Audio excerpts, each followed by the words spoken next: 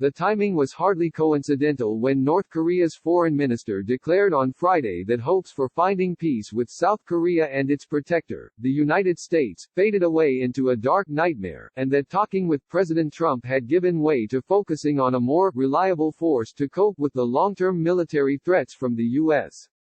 It was exactly 2 years ago that Mr. Trump and Kim Jong-un met in Singapore, the first American president to meet face-to-face with a North Korean leader in nearly 70 years of war, uneasy armistice and nuclear standoff.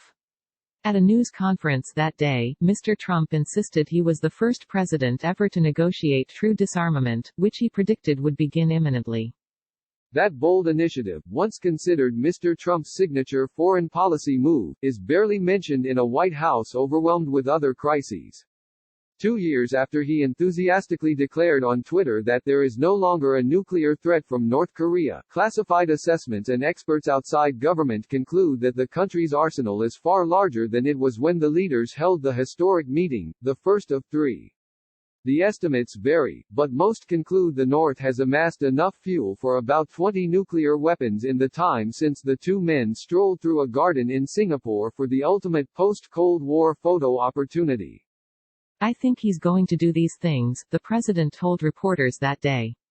I mean, I may stand before you in 6 months and say, hey, I was wrong. I don't know that I'll ever admit that, but I'll find some kind of an excuse. How it went wrong is a case study in the risks of over-relying on leader-to-leader diplomacy, especially with a president who dove into one of the world's knottiest problems with little preparation. For a while, Mr. Trump answered every question about the slowness of progress the same way, that he still enjoyed a great relationship with Mr. Kim, and that the United States would have been at war with the North by now had he not intervened. Maybe so, but the two countries have dug in deeper than ever, with the United States episodically tightening sanctions as North Korea opened new channels with China and Russia to evade them. At the same time, the North never slowed enriching uranium or working on its fleet of intercontinental ballistic missiles. What they have avoided are any launches of missiles that could reach the United States, or new nuclear tests. Both countries are struggling, in very different ways, with coronavirus and the economic damage. And now, neither seems willing to risk an outright confrontation. Trump has told himself this was a win, and so has Kim, said Vipin Narang, a nuclear expert at the Massachusetts Institute of Technology. Trump keeps repeating, there wasn't a war. For Kim Jong-un it was also a win because he is able to take the air out of the maximum pressure campaign, to crush the country economically, he said, while he is still expanding his missile and nuclear force. Mr. Trump's initiative was widely praised, at first. After a quarter-century of fruitless negotiations at lower levels, a president-to-president summit seemed refreshing. But while the meeting had fabulous theatrics, the specifics were missing and the agreement was ridden with ambiguity and loopholes.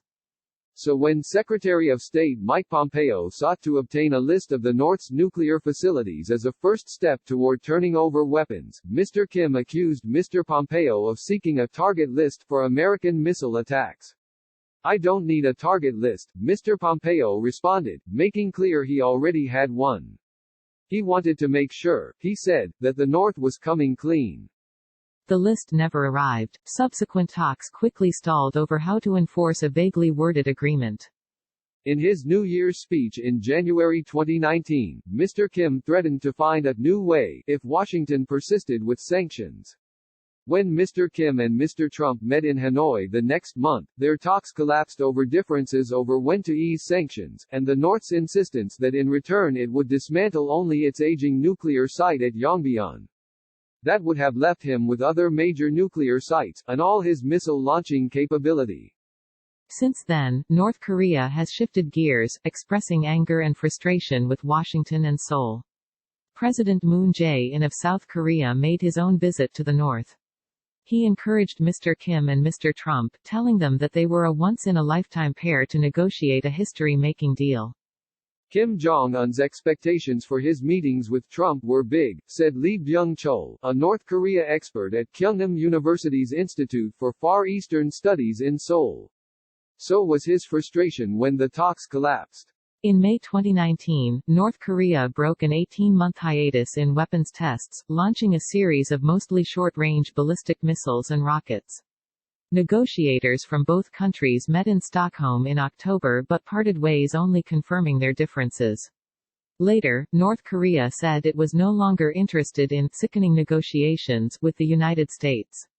In December, it conducted 2 ground tests at its missile engine test site to bolster what it called its nuclear deterrent.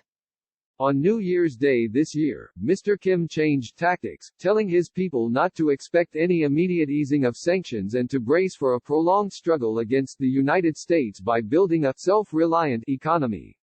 He warned that the world would witness a new strategic weapon and a shocking actual action. So far that is bluster. There have been no new nuclear and intercontinental ballistic missile tests, no new ballistic missile submarine and no powerful submarine-launched ballistic missile known as PUKGUKSONG-3. Mr. Kim also left room for negotiations. The scope and depth of bolstering our deterrent will be properly coordinated depending on the U.S. future attitude, he said. Since then, Mr. Kim's strategy appeared to follow his family's playbook, ramp up tensions when negotiations stalled, using the standoff period to advance its nuclear and missile abilities and raising the ante for an eventual return to diplomacy. His warm letters to Mr. Trump, which the president used to show off to visitors to the Oval Office, have stopped arriving. In his Friday statement, the North's foreign minister, Ri Sun-gwan, said, "The question is whether there will be a need to keep holding hands shaken in Singapore."